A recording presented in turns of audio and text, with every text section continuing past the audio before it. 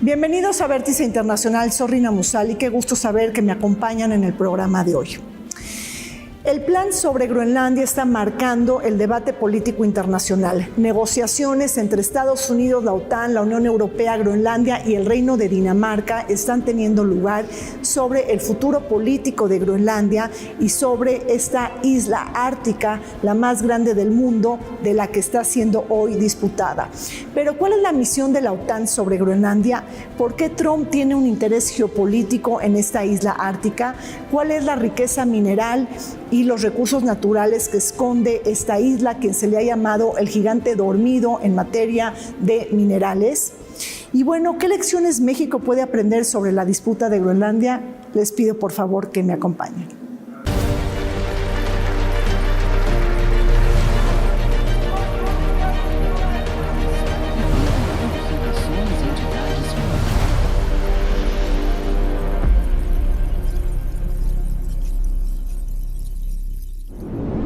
La nueva estrategia de seguridad nacional de Estados Unidos impulsa un nuevo acomodo sobre el estatus de Groenlandia, el paraguas heredado desde la época de la Guerra Fría, basado en la soberanía danesa. Los acuerdos de la OTAN y la base militar estadounidense de Piktvik muestran señales de agotamiento frente a un orden internacional multipolar, en donde las potencias rivalizan por esferas de influencia, acceso y control de espacios. Asimismo, el deshielo acelerado del Ártico abre nuevas rutas marítimas y oportunidades de acceso a recursos, llevando a Washington a centralizar su atención geopolítica en Groenlandia como pieza clave del escudo norteamericano y esencial para monitorear la actividad militar rusa y limitar la presencia de China en el Ártico. Pese a que el gigante asiático no se considera un país ártico, Groenlandia, bajo la soberanía del Reino de Dinamarca, resulta vital para la cúpula dorada de Trump,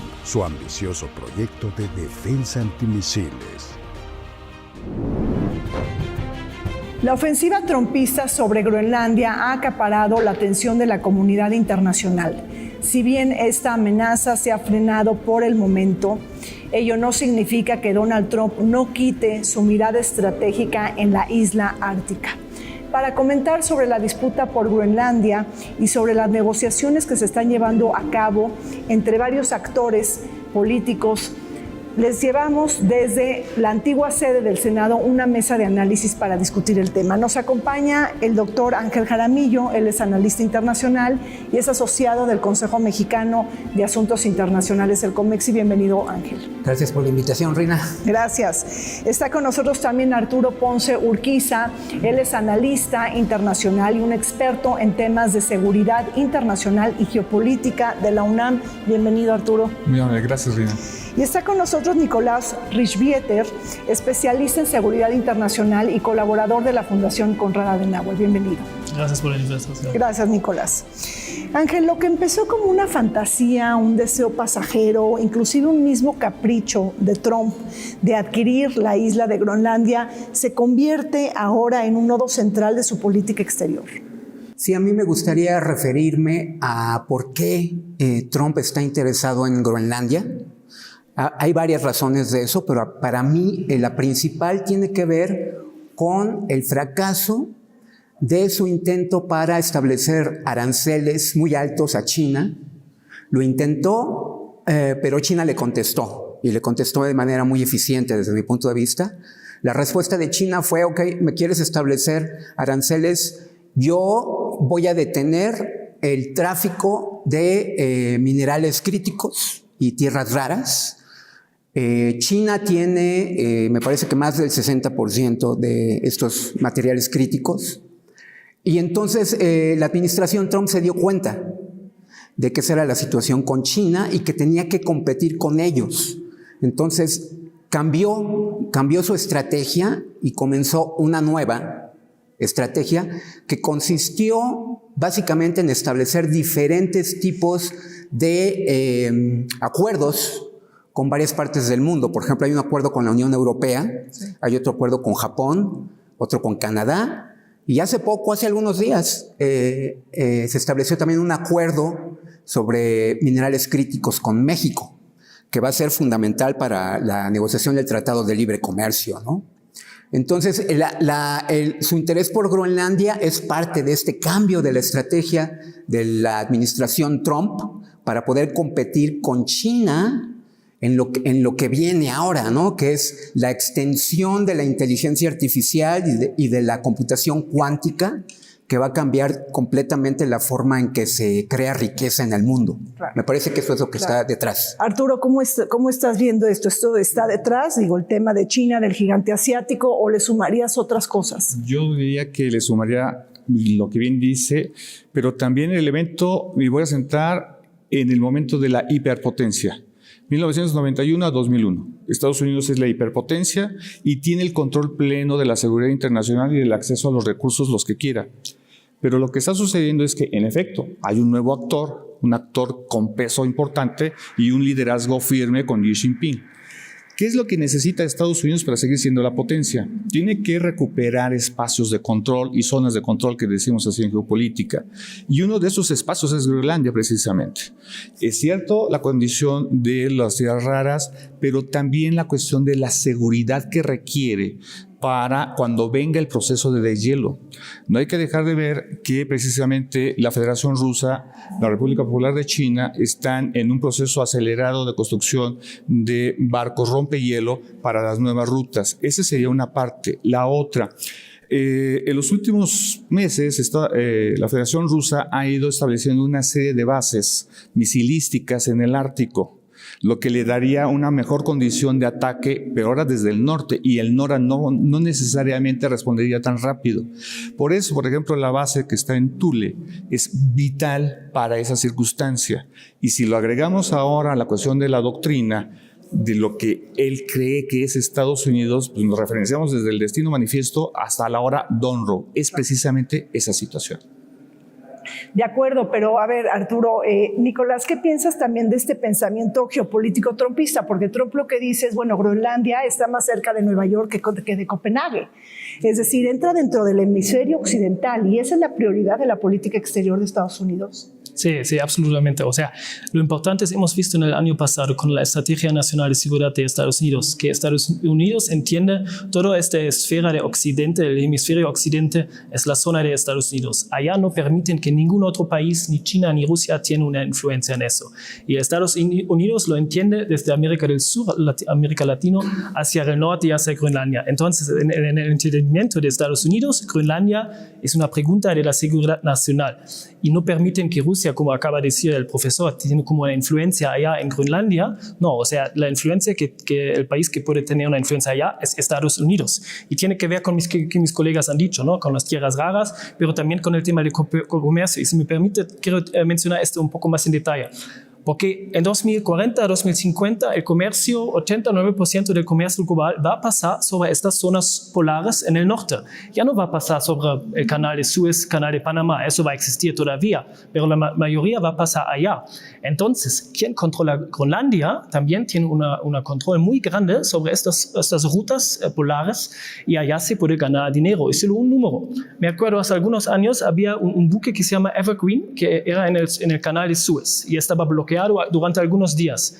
Y solo durante una hora, la pérdida del comercio global era $400 millones. Y a través de esta ruta global en el norte, se puede ahorrar entre Asia y Europa y América del Norte 10, 20, 30% del tiempo. Entonces se puede ahorrar muchísimo dinero, muchísimo tiempo. Y eso también es un interés muy grande de Estados Unidos. A ver, Ángel, pero digo, hay varios factores que de alguna manera hacen que Trump tenga una mirada estratégica en el Ártico, pero también señala y dice, Groenlandia es esencial para nuestra cúpula dorada, para el Golden Dome, para este domo de hierro, ese escudo antimisiles. ¿Por qué? ¿Por qué es esencial?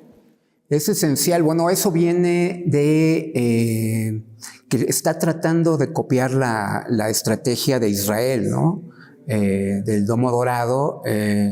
Y pues yo creo que existe la percepción por parte de Trump que realmente China y Rusia se están aliando y se están aliando en el Ártico, eso es muy claro. China no es un país del Ártico. China no es un país del Ártico, pero China ya estableció una cosa que se llama la ruta de la seda polar.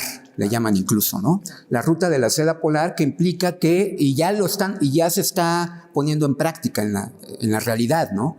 Ya esta ruta ya se está utilizando y me parece que la idea un poco de China es poder tener una ruta alternativa al Golfo Pérsico, por un lado, al Mar Rojo por el otro. El problema del Mar Rojo, como sabemos, son los piratas, en el Medio Oriente y todos los problemas que hay en el Medio Oriente, y ellos creen que pueden establecer una nueva ruta que pase al Ártico, y también lo que quieren los chinos es establecer una ruta alternativa al mar del sur, porque el estrecho de Malaca puede ser muy fácilmente saboteado, por ejemplo, por Estados Unidos, y de ahí pues un porcentaje muy importante del comercio chino pasa por el estrecho de Malaca, ¿no?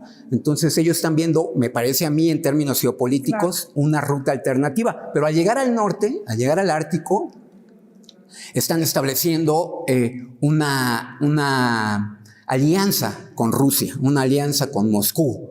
Y ya hemos visto claramente cómo barcos rusos y chinos unidos están patrullando, digamos, el Ártico, y han llegado incluso a las costas de Alaska, ¿no? Eso obviamente ha hecho que Trump piense en el establecimiento de esta especie de nueva estrategia de defensa del domo dorado, ¿no? Claro. Entonces, a ver, Arturo, queda claro que Trump no quiere potencias extracontinentales en el hemisferio occidental, pero por otro lado, el sentido común nos dice que es casi imposible que haya una guerra entre Estados Unidos y la Unión Europea por Groenlandia, ¿no? Además, son dos socios aliados de la OTAN. ¿Tú lo ves factible? Es decir, en los próximos años, en las próximas décadas, de verdad, sería algo sin precedente. Digamos que lo que Donald Trump quiere hacer es un nuevo orden mundial, y en ese proceso ya estamos. Y en ese nuevo proceso, Europa no es un alfil que considere importante.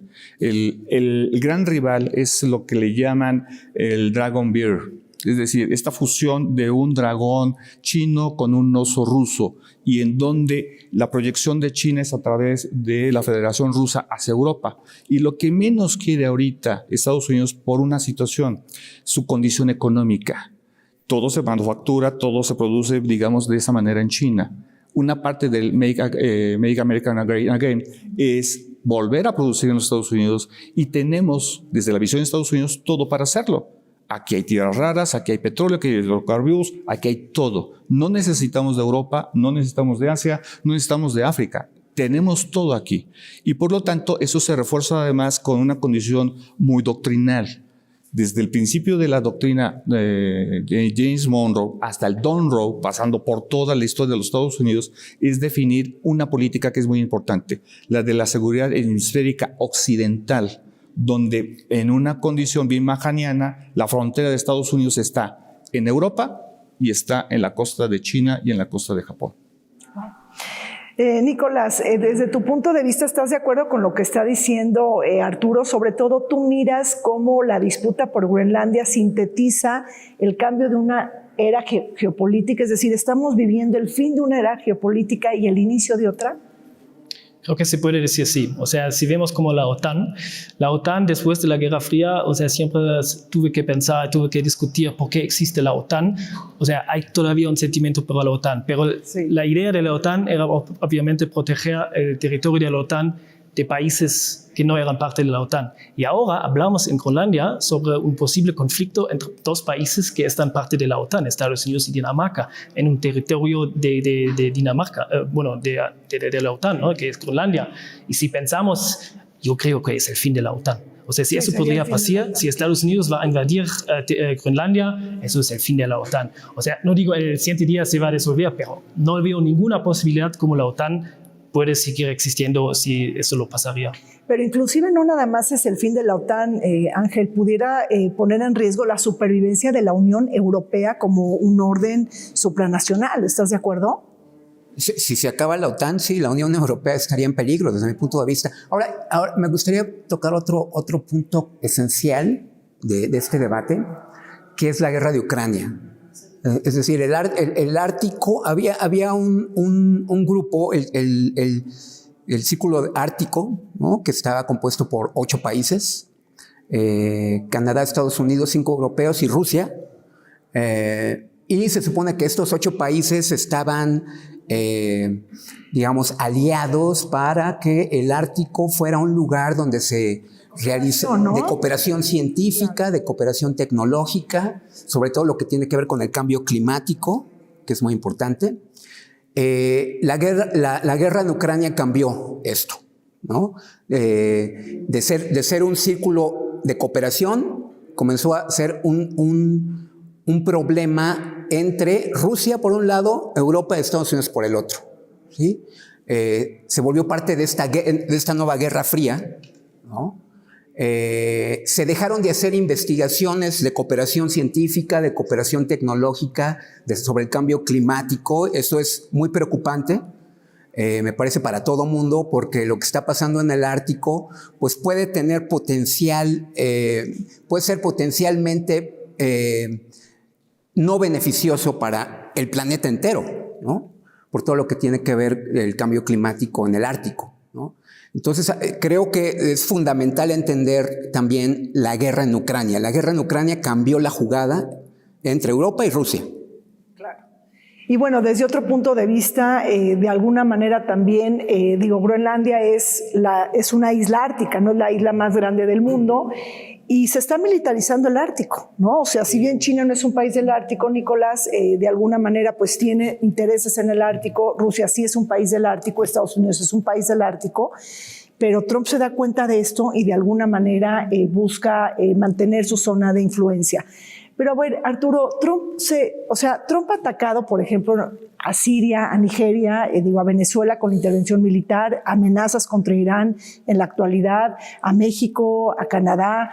Y bueno, ¿qué estamos viendo? Una especie de un Trump que se está comportando como Vladimir Putin al inicio de cómo empezó la guerra de Rusia con Ucrania. Digamos, o sea, para vincular un poquito lo que estabas diciendo, Ángel. Yo creo que la política exterior de Trump está basada en los principios de lo que fue la acción de Ronald Reagan para socavar a la entonces Unión Soviética. Es presionar hasta que haya una implosión. Y es lo que está haciendo. Y precisamente está buscando las debilidades de Europa, pero está buscando también las debilidades en cualquier otra parte del mundo. Y es muy curioso. En efecto, se hace la extracción de Nicolás Maduro, pero se mantiene el régimen. Un régimen que ahora responde inmediatamente a las necesidades de Washington. Y ahí está la apertura económica, el de regreso de los vuelos comerciales, e incluso la venta de petróleo, e incluso de gas que nos estaba haciendo. Entonces, creo que la acción fue esa, presionar con toda Dinamarca y obviamente a la Unión Europea para buscar esa forma. A lo mejor no quedarse con la isla, pero sí mantener una posición estratégica, una posición que le permitiera tener el dominio sin tener que tenerla como utis possedetis. Y entonces, por lo tanto, puedo poner mis bases porque esa fue una de las negociaciones con la OTAN. Puedo incrementar las bases que tengo ahí y eso es beneficioso desde esa parte y no gasta demasiado dinero. Pero eso sí, lo tiene que ser lo más rápido posible, porque a finales de este año tenemos las elecciones intermedias. Y por lo tanto, no sabemos el resultado del balance de poder en el Congreso y cómo va a ser. Por eso lo tiene que hacer mucho de lo que ahorita vamos a estar viendo. Va a venir un proceso posiblemente acelerado de aquí a julio, agosto para esas condiciones políticas. Las encuestas señalan que posiblemente Trump pierda la Cámara de Representantes. Entonces, en otras palabras, Nicolás, lo que estamos viendo es que Trump se tiene que conformar con el control de la isla, pero no con la adquisición de la isla. Bueno, lo hemos visto, fue bastante interesante en Davos, ¿no? O sea, porque antes todo el mundo pensaba Trump va a invadir Groenlandia y también va a poner aranceles a los países en Europa que no lo quieren. Pero gracias a Mark Rutte, o sea, el secretario general de la OTAN, eso por el momento ya vemos que no hay una invasión militar de Estados Unidos en los siguientes días, pero vamos a ver. Pero también quiero mencionar un punto que mi colega mencionó, porque me parece importante. La OTAN, o sea, antes de la guerra en Ucrania, había 5 de estos 8 países árticos eran parte de la OTAN. Después de esta guerra, ahora son 7 de 8 países árticos son miembros de la OTAN. Entonces, o sea, porque Suecia y Finlandia se acercaron o se añadieron a la OTAN. Entonces yo entiendo, la OTAN ahora, por su definición, mucho territorio de la OTAN es territorio ártico. Entonces tiene que ahora entender que eso es parte importante y tiene que cuidarlo. Entonces la agenda ártica está, por así decirlo, en el máximo nivel ahora sí de la toma de decisiones de la OTAN. Bueno, pues permítanme hacer un corte, regresamos. Lo que comenzó en 2019 como una oferta de compra que fue rechazada por Dinamarca evolucionó en una prioridad estratégica explícita de política exterior. Para Donald Trump, Groenlandia no es solo un territorio remoto, sino un nodo crítico de seguridad nacional. La isla alberga la base espacial Pitufik, uno de los principales puntos de alerta temprana de misiles y vigilancia espacial de Estados Unidos, operado bajo acuerdos bilaterales con Dinamarca. En ese marco, Trump ha vinculado directamente a Groenlandia con su proyecto de defensa antimisiles Golden Dome o Cúpula Dorada, una arquitectura integrada de defensa aérea y antimisiles con un costo estimado de $175 mil millones y un financiamiento inicial aprobado por el Congreso por más de $24 mil millones, destinada a interceptar amenazas balísticas e hipersónicas. A ello se suma el factor geoeconómico con los componentes de minerales y el deshielo del Ártico, que está ampliando la navegabilidad de rutas polares.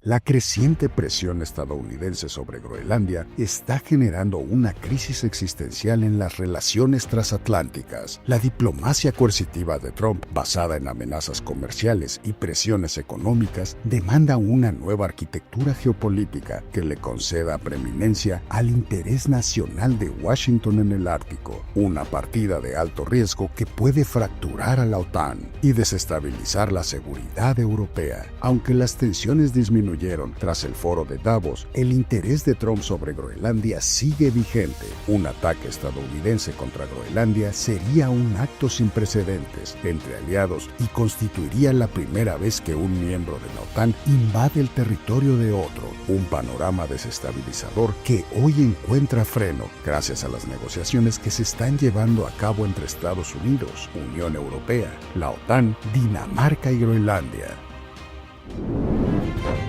Continuamos comentando sobre la disputa por Groenlandia, la seguridad ártica y la OTAN.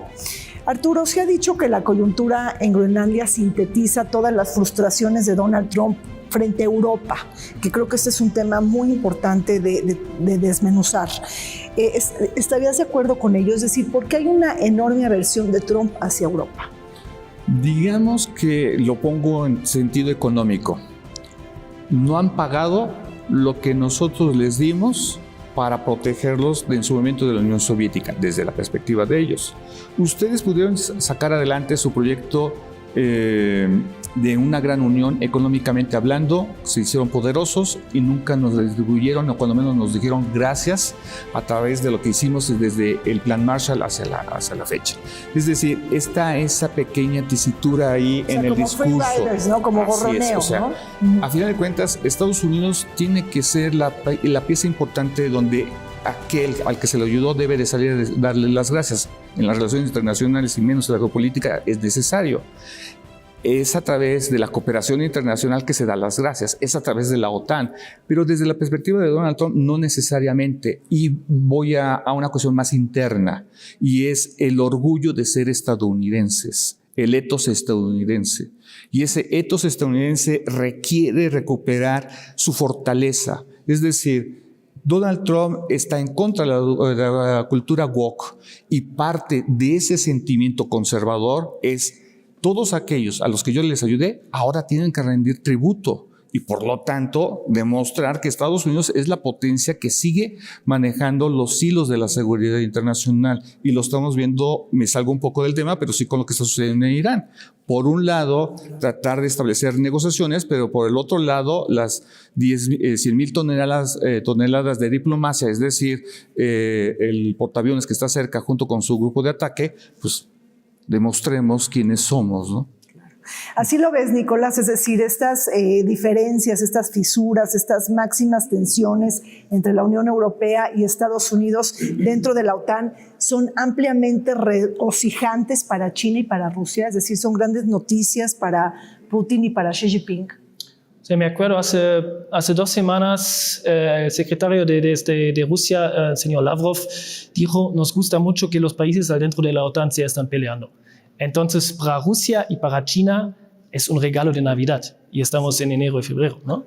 O sea, para ellos lo celebran. O sea, un OTAN débil es lo perfecto para ellos que lo existe. Y también para la Unión Europea, que Trump ha dicho la Unión Europea había fundado para dañar Estados Unidos.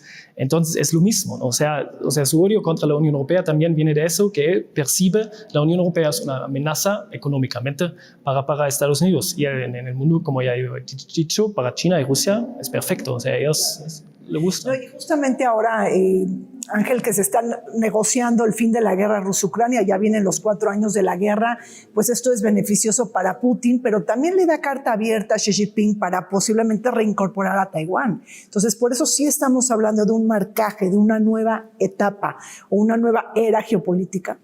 Sí, es de lo que se habla mucho, ¿no? De que estamos pasando, digamos, de un mundo globalizado a un mundo donde diferentes potencias van a tener control sobre diferentes regiones del planeta, ¿no? China va a controlar, esa es la hipótesis, ¿no? China va a controlar, digamos, Asia y va a controlar el mar del Sur y quizás vaya a invadir. Se piensa que en el 2027, eso es lo que estaba tratando, lo que dijo alguna vez Xi Jinping, que en 2020 no pasaba del 2027 para que ellos invadieran Taiwán, ¿no? Creo que si China va a invadir Taiwán, creo que lo tiene que hacer antes de que Trump salga del poder. Me parece que ese es el cálculo, un poco.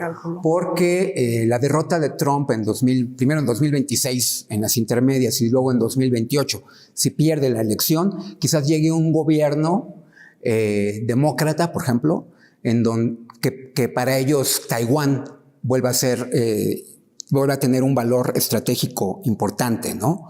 Entonces, me parece que ese es un poco el cálculo en Beijing. Lo vimos también hace poco con esta especie de purga, ¿no? De militares sí. En China. Sí. O sea, se está preparando algo, por así decirlo. Parece ser, claro. O sea, esa es la hipótesis de muchos.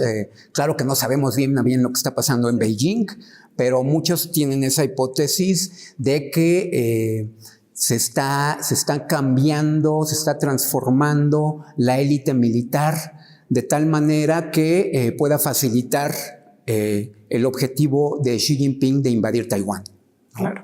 Ahora, pero China obviamente tiene un interés geopolítico, pero le interesa mucho más la conquista de mercados económicos, ¿no? Digo, pensando un poco en Groenlandia, lo que dijimos ya de la ruta polar, sí tienes como una mirada sobre todo económica, ¿no? O sea, China. O sea, sobre el Ártico, ¿no? Y sobre Groenlandia. Yo creo que China sí tiene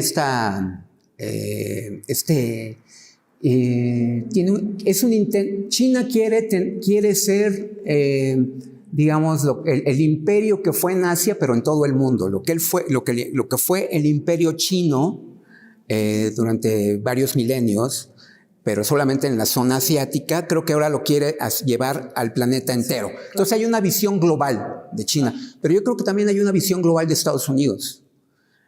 Si se lee, por ejemplo, la estrategia de seguridad nacional que se acaba de publicar a fines del año pasado, lo que te encuentras es, curiosamente, te encuentras un proyecto globalizador. Uno pensaría, es que Trump llegó al poder precisamente por ser alguien que se oponía a la globalización.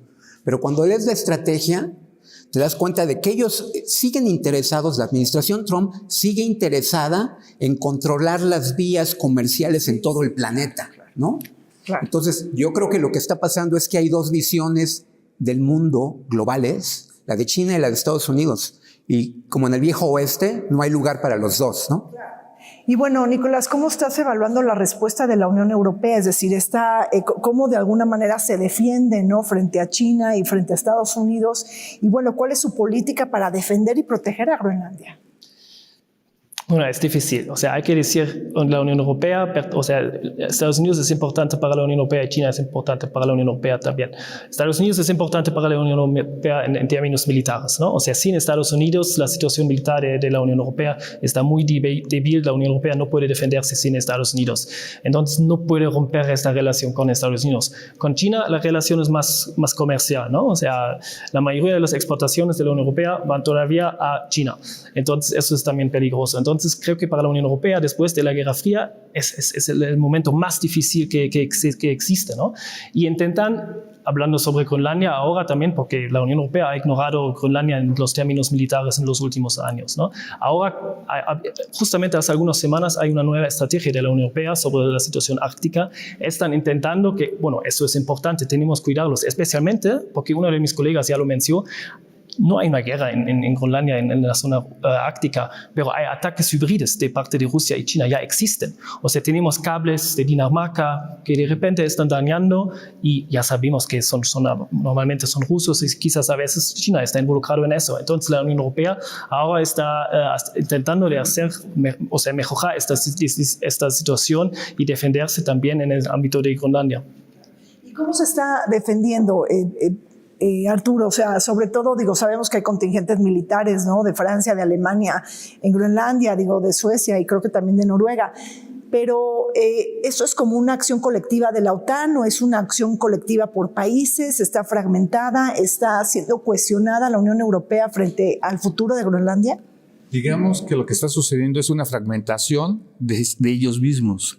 Y en algún momento sí se mandó pequeños contingentes significativos, pero que nada podían hacer ante una invasión estadounidense.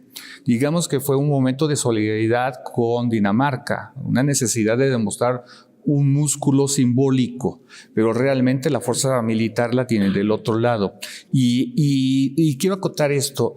Está la política de la seguridad hemisférica occidental, está la estrategia de seguridad nacional, pero también acaba de salir hace unos cuantos días la de defensa nacional. O sea, y el Departamento de Defensa de Estados Unidos. Y esa es la clave de todo el asunto.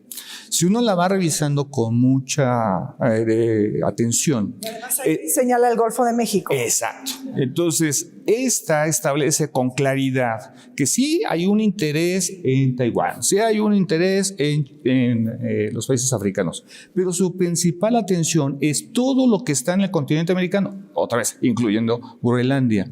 Y en ello estriba la importancia de recuperar el control político de todos los gobiernos en América Latina. Y eso es una condición muy importante que lo hemos estado viendo. Y ahí brinca el asunto de Cuba. Otra vez, regresemos a Mahan. Mahan establece claramente que para el control que quiere Estados Unidos de su proyección tiene que tener seguridad en el Golfo. Y el Golfo es una pieza importante porque además de ahí se puede desplegar la cuarta flota. Esto, a su vez, permite a los Estados Unidos, si en algún momento hay un gobierno de transición con la isla cubana, lo que va a suceder es que va a tener ahora sí el pleno control continental y de las rutas que van desde Nueva York, pasando por Cuba, pasando hacia República Dominicana y hacia el Canal de Panamá. No en balde, la empresa Hutchinson acaba de perder un litigio con el gobierno panameño ante esta situación. Entonces, obvio, sí están construyendo de manera acelerada, tanto doctrinalmente, pero también de materia de seguridad y de defensa, lo que es los Estados Unidos visto como el gran continente, como lo que ellos quieren ser, la gran potencia. Claro. Ángel, finalmente Donald Trump se atempera, por así decirlo, porque bueno, se están dando negociaciones sobre el futuro de Groenlandia, y está la OTAN, está la Unión Europea, está Estados Unidos, Dinamarca, por supuesto el Reino de Dinamarca y Groenlandia. Pero, ¿cuáles son los factores que logran poner esto en freno, ¿no? Después de la caótica, el foro de Davos, que fue realmente muy disruptivo para las relaciones internacionales. O sea, ¿qué atempera Trump? Es decir, ¿qué le ofrece Mark Rutte, el secretario de la OTAN, a Trump para que se calmaran las aguas sobre Groenlandia? Yo lo que creo es que precisamente por esta nueva estrategia como resultado de la respuesta de China de la que hablé al principio, me parece que Estados Unidos, y después también de lo de Davos, lo que pasó en Davos y lo que dices del presidente de la OTAN, me parece que Estados Unidos va a querer y quiere y está tratando de que no exista, finalmente, de que no exista un corte en las relaciones transatlánticas, es decir, un corte en las relaciones entre Europa y Estados Unidos. Que la OTAN persista. Creo que Estados Unidos, Trump repensó las cosas y creo que ahora sí está interesado en mantener la unidad transatlántica, eso quiere decir la OTAN, por un lado, pero también quizás un nuevo pacto con la Unión Europea, ¿no? Me parece que hay la intención de Estados Unidos de tener un nuevo pacto con la Unión Europea. Este pacto con la Unión Europea pues pasa precisamente por no ser, digamos, demasiado ofensivo en las intenciones de adquirir Groenlandia, ¿no? Dio el paso para atrás porque se repensó la estrategia fundamental respecto a China, y en esa estrategia fundamental hay que mantener la OTAN y hay que restablecer las líneas civilizacionales del Pacto Atlántico. Sí, pero más allá de eso también, de alguna manera, está todo el juego de las represalias, ¿no? Y del resentimiento. La Unión Europea, en algún momento dijo, bueno, pues yo puedo anular, ¿no?, el Tratado de Libre Comercio con la Unión Europea, entre Estados Unidos y la Unión Europea, sellado en verano del año pasado. Inclusive puede contestar con una batería de aranceles. Se habló de una guerra de capitales y se habló también de que los fondos nórdicos de alguna manera pudieran activarse políticamente, y eso te lo quería preguntar, Nicolás, ¿cómo estás viendo esto? Inclusive la amenaza de boicotear el Mundial de Fútbol, ¿no?, que es en 3 países, incluyendo México, Estados Unidos y Canadá. Sí, es una idea muy interesante, pero que la mayoría de los políticos ya han dicho que no vamos a boicotar el Mundial. Yo creo que algo que me llama mucho la atención es la retórica de Donald Trump, que Groenlandia es parte de Estados Unidos, tiene que ser la seguridad nacional y las acciones, porque hay que recordar, ya hay un base militar de Estados Unidos en Groenlandia, en el norte.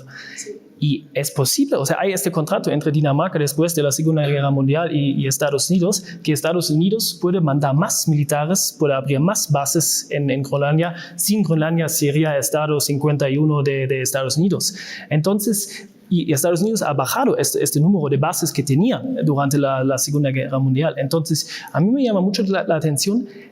Estados Unidos puede usar Groenlandia mucho más sin tenerlo como parte del territorio de Estados Unidos. Y creo que eso también va a ser la solución en el camino hacia el futuro. Y creo que eso es también que el secretario general de la OTAN ha dicho, sí, por favor, vénganse, o sea, pueden venir a Groenlandia, podemos trabajar juntos ahí, pueden abrir más bases, pueden mandar más militares, pero no tiene que ser parte de Estados Unidos. Claro, es decir, Mark Rutte de alguna manera le ofrece pues un acuerdo a Trump para decirle, bueno, no necesariamente tienes que invadirle, puedes ganar, ¿no?, con el control, etcétera.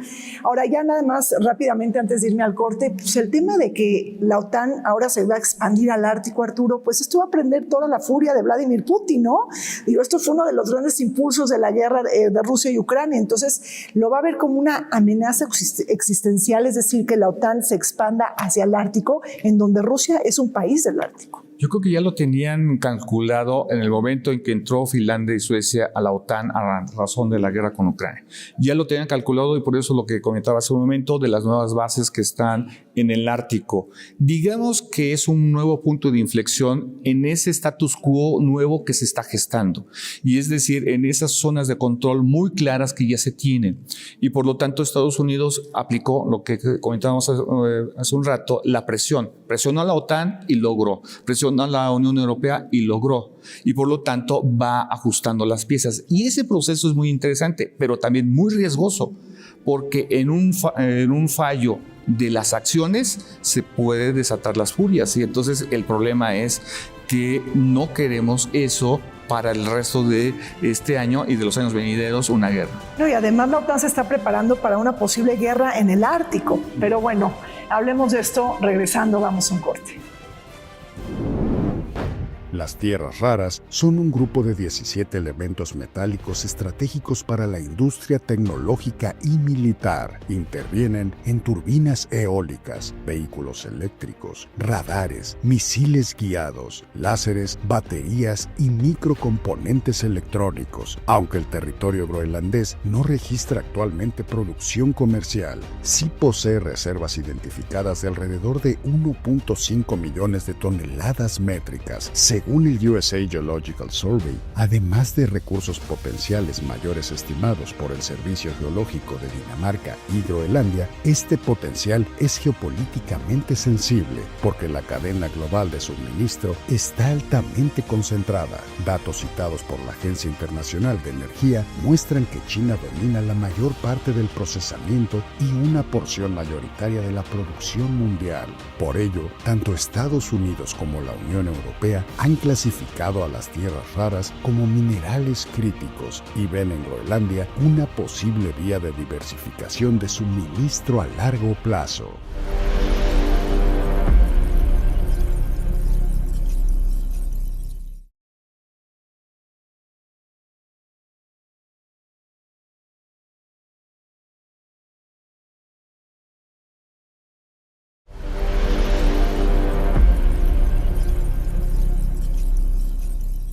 Groenlandia, la isla más grande del mundo, ha cobrado una creciente relevancia geopolítica. La codicia de Trump de obtener Groenlandia por seguridad nacional e incluso internacional está nutrida por su ubicación estratégica en el Ártico y potencial en recursos críticos, especialmente tierras raras e hidrocarburos que son considerados insumos claves para la industria militar, la tecnología avanzada y la seguridad energética de las grandes potencias. La ofensiva de Trump sobre Groenlandia ha encontrado un rechazo contundente del Reino de Dinamarca. Si bien Copenhague se muestra dispuesta a negociar un acuerdo futuro y ceder ciertos aspectos relacionados con la seguridad, inversión y economía, mantienen como línea roja la innegociable soberanía, tal y como lo subrayó Troels Lund Poulsen, el ministro de Defensa danés. En paralelo, la redefinición del papel de la OTAN en el Ártico prende en la furia geopolítica de Putin,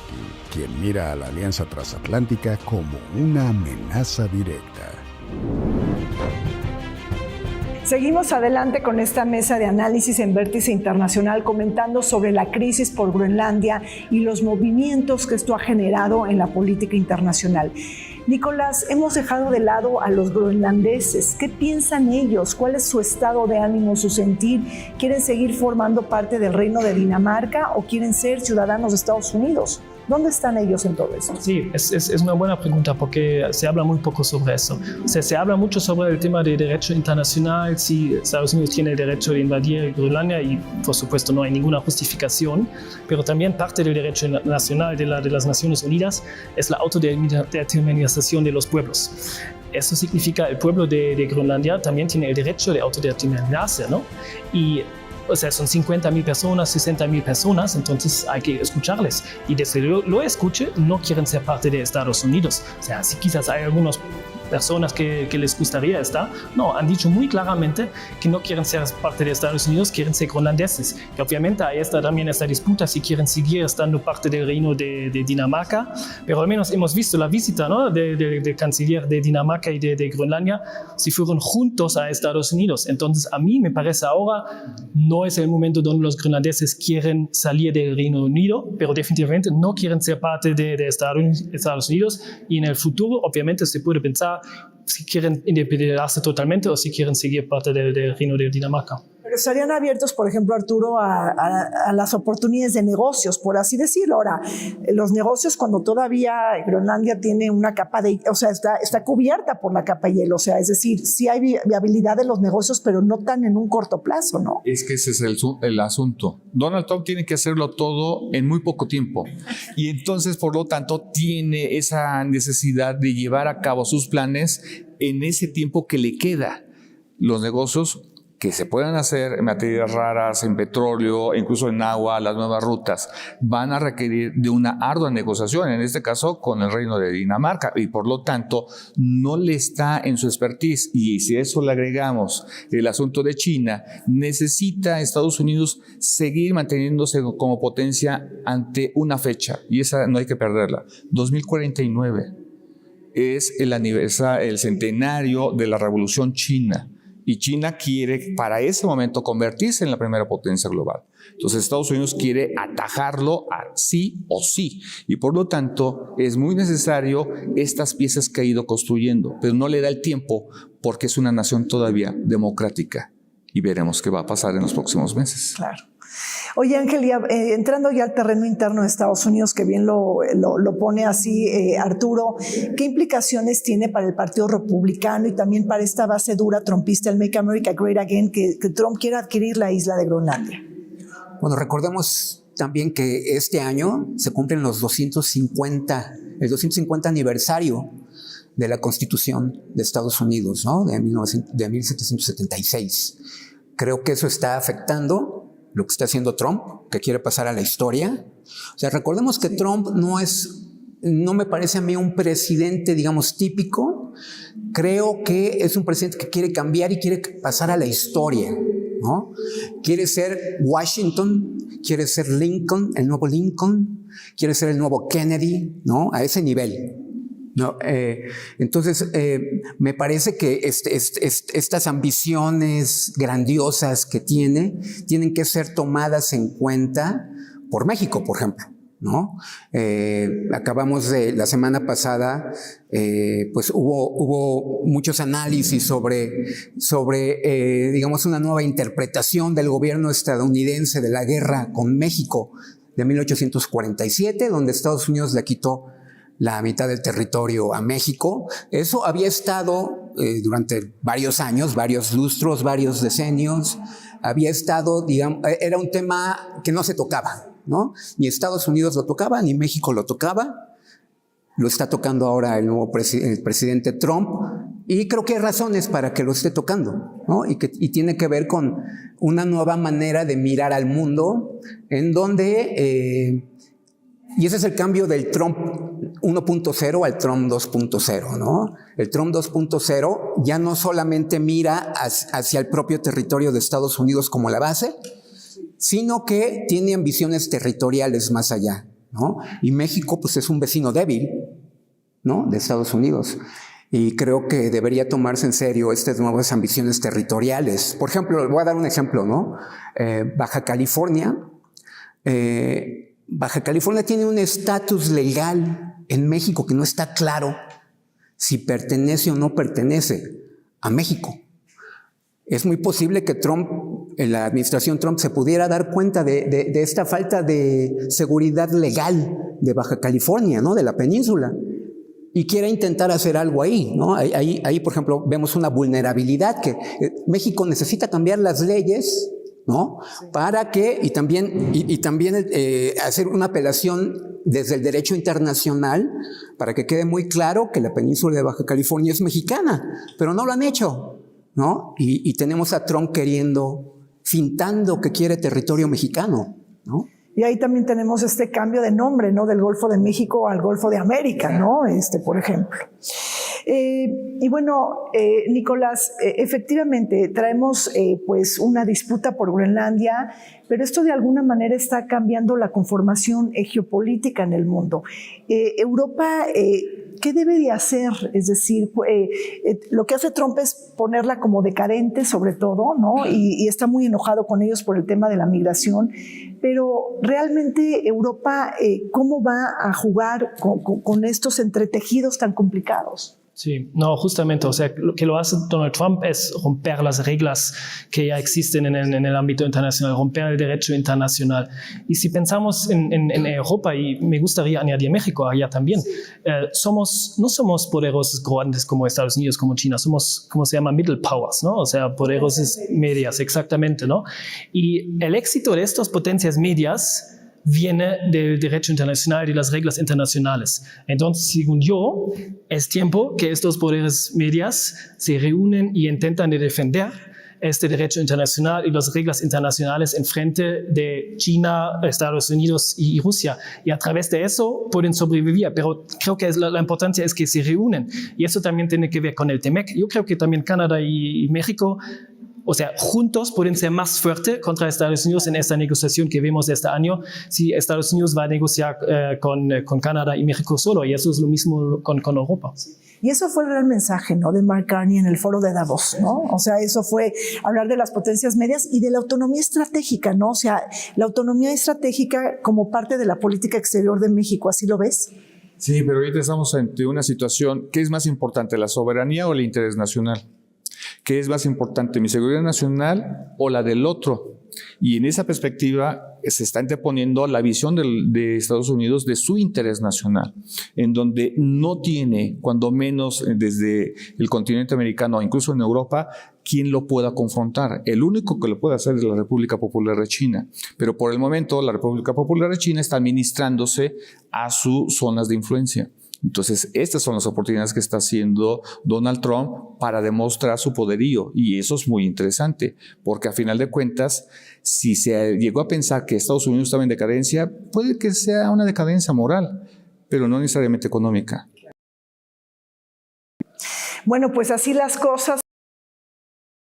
Tendríamos que estar mucho más de lo que está pasando en Groenlandia y de los tónicos, ¿no?, de la política internacional. Muchísimas gracias al doctor Ángel Jaramillo, a Arturo Ponce Urquiza por estar con nosotros, y a Nicolás Rischbieter, que aquí lo tengo apuntado para poder pronunciar tu apellido. Gracias, Nicolás, por estar con nosotros. Volvemos. Las tierras raras son un grupo de 17 elementos metálicos estratégicos para la industria tecnológica y militar. Intervienen en turbinas eólicas, vehículos eléctricos, radares, misiles guiados, láseres, baterías y microcomponentes electrónicos. Aunque el territorio groenlandés no registra actualmente producción comercial, sí posee reservas identificadas de alrededor de 1.5 millones de toneladas métricas, según el USA Geological Survey. Además de recursos potenciales mayores estimados por el Servicio Geológico de Dinamarca y Groenlandia, este potencial es geopolíticamente sensible porque la cadena global de suministro está altamente concentrada. Datos citados por la Agencia Internacional de Energía muestran que China domina la mayor parte del procesamiento y una porción mayoritaria de la producción mundial.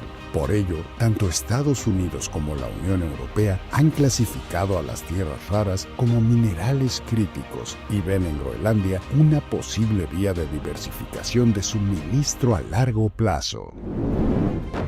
Se nos acabó el tiempo en Vértice Internacional. Soy Rina Musal y les pido que, como siempre, nos acompañen todos los martes y los sábados en el programa.